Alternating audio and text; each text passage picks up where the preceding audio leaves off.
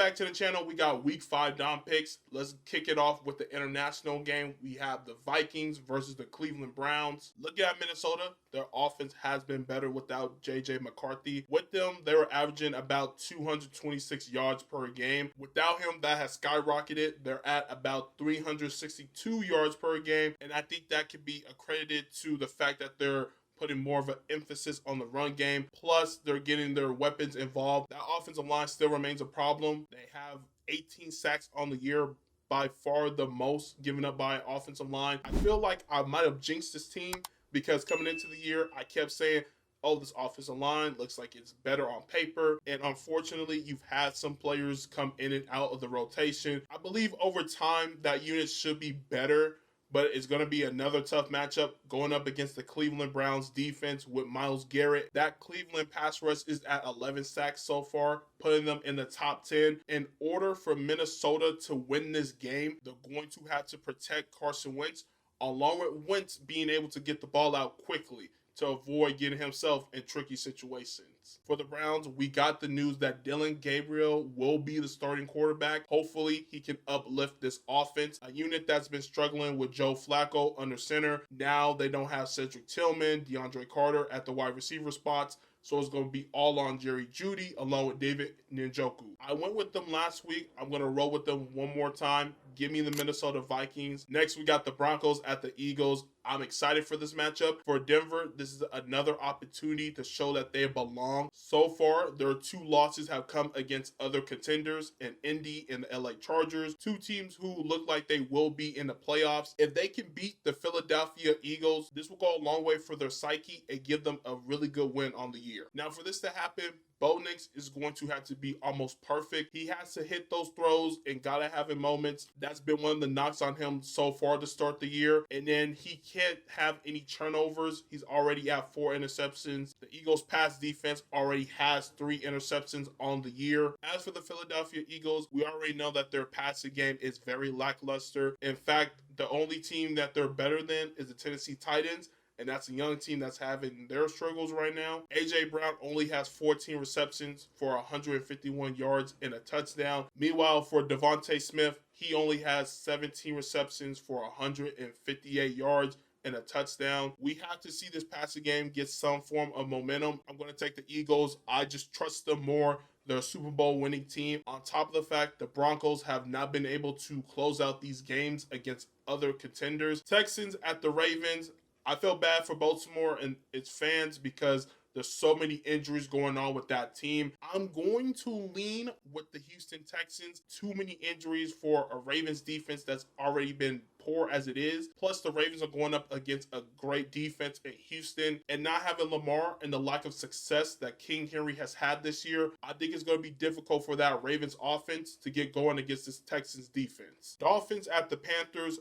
I'm going to take Carolina. I like the fact that they can take advantage of the matchup going up against that Dolphins defense. And then I'm worried about whether or not that Miami offense could get going without Tyreek Hill. We got the Las Vegas Raiders at the Indianapolis Colts. Go ahead and give me Indy. They have a top 3 offense on top of the fact that Vegas offensive line lost their best offensive lineman. I think this Colts defense can make it difficult on Geno, and I wouldn't be surprised if we see more turnovers from that Raiders offense. Giants at the Saints. I'm taking New York. I like their offense more compared to Spencer Rattler under center for the Saints. The difference maker is going to come down to that Giants pass rush that will be able to get after the New Orleans Saints. Cowboys at the Jets. For New York, talent-wise, they're not a bad squad, but they just beat themselves too many times. We saw that on Monday night when they gave up 13 penalties for over 100 yards, and then they had 3 turnovers. However, in this matchup, going against a Dallas defense that is the worst unit in football right now, there's an opportunity for the Jets to sneak out a win. The Jets offense with Justin Fields isn't too bad.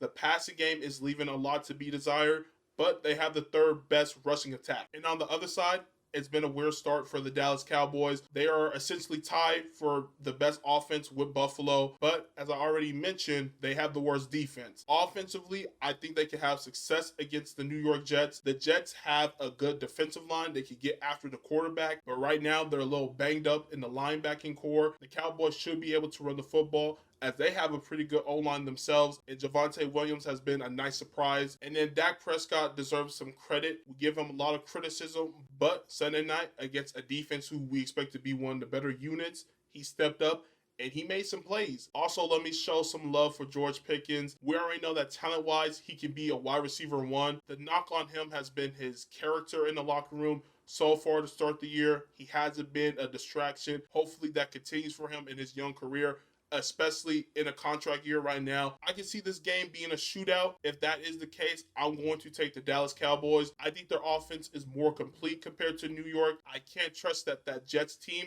is not going to beat themselves like they did this past Monday. Buccaneers at Seahawks. We don't know if Bucky Irving is going to be available for this game. Obviously, if he misses this game, that's going to be a huge loss for this offense. An offense that isn't necessarily struggling, but has its fair share of injuries across the offensive line, which has made it difficult to get the running game going like last year. And then on the perimeter, you're missing one of your prominent receivers in Mike Evans. Now, you do have Ibuka along with Chris Godwin Jr. making his return. Plus, Baker Mayfield looks fantastic. He has willed them to victory. Going up against that Seattle defense, I think they will struggle like they did last week against the Philadelphia Eagles. Initially, I was going to take Tampa, but with Bucky being injured, I'm going to lean with the Seattle Seahawks. Under the radar, Sam Darnold has looked pretty good in Seattle. And with Tampa reeling with so many injuries, it's going to be difficult for Baker Mayfield to once again uplift his squad. Tennessee at Arizona, I'm taking the Cardinals. The Titans have the worst offense,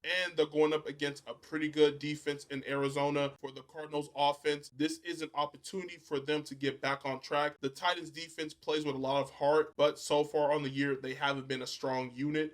I believe Arizona could get right with this game. Lions at the Bengals. Let's start off with Detroit and what's been a surprising start for them defensively. They rank as a top 10 run defense, and they have the second most sacks at 14 on the year. And keep in mind, Hutchinson, I don't think he's even at his best right now. Now, in the secondary, there is a bit of a concern because they have some injuries out there to the corner position. Don't expect DJ Reed to play in this one. Terrion Arnold, will see if he's available for this game, but they're going up against a Cincinnati offense that has struggled first month into the season. And I know they don't have Joe Burrow, but even with the backup, I think a lot of us expected them to be at least average. One, this offensive line is very bad.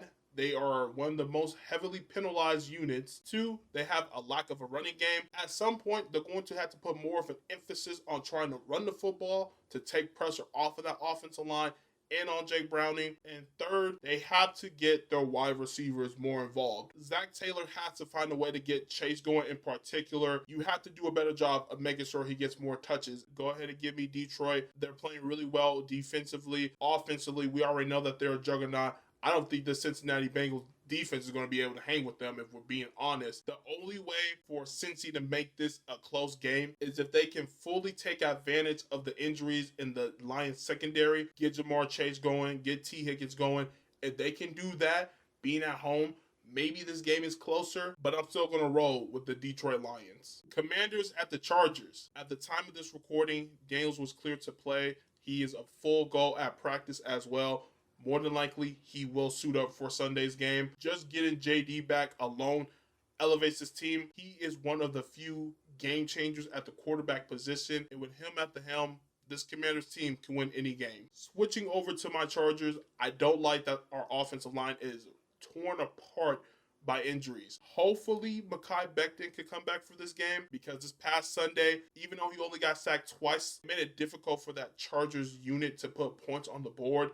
Because not only does it take the timing out of the plays, there were a lot of penalties that set us back and ultimately killed some of those drives. As much as I would love to pick the Chargers to win this game, I'm going to lean with the Washington Commanders. That Washington offense has already been hooping. Getting JD back, that's a plus. Despite the Washington Commanders defense not being as strong of a unit, that pass rush has 10 sacks on the year. I believe they should be able to get after Justin Herbert, especially if Mekhi Becton isn't available for this game. Sunday Night Football, we got the New England Patriots at the Buffalo Bills. Looking at Drake May's numbers, he's at 988 passing yards, 74 completion rate with 7 passing touchdowns, 2 rushing touchdowns, and only has 2 interceptions on the year. I'm not worried about whether or not May is going to be able to perform in primetime and uplift his squad. My main concern is which receiver is going to step up. Potentially Stephon Diggs, making his return to Orchard Park. I think for him, there's some level of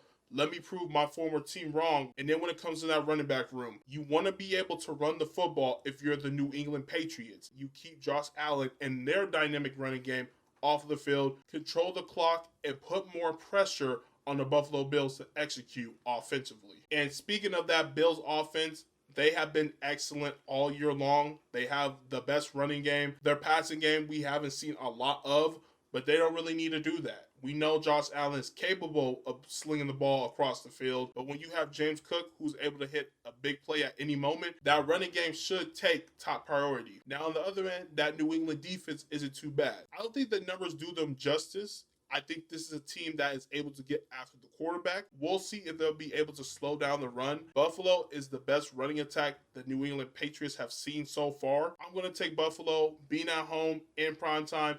This is what this team is made for. And for New England, they're a young squad. They're still learning how to win. I believe for Buffalo, they'll be able to find a way to capitalize on that. And to wrap it up, we got Monday Night Football, KC at Jacksonville. I want to start off by looking at that Jags defense, which has surprisingly been pretty good to start the year. Right now, they lead the league in takeaways. On top of having a top 5 run defense, they're going to need that going up against a Chiefs offense that a week ago looked like they returned to their normal self. Last week, they finished on over 350 yards of total offense.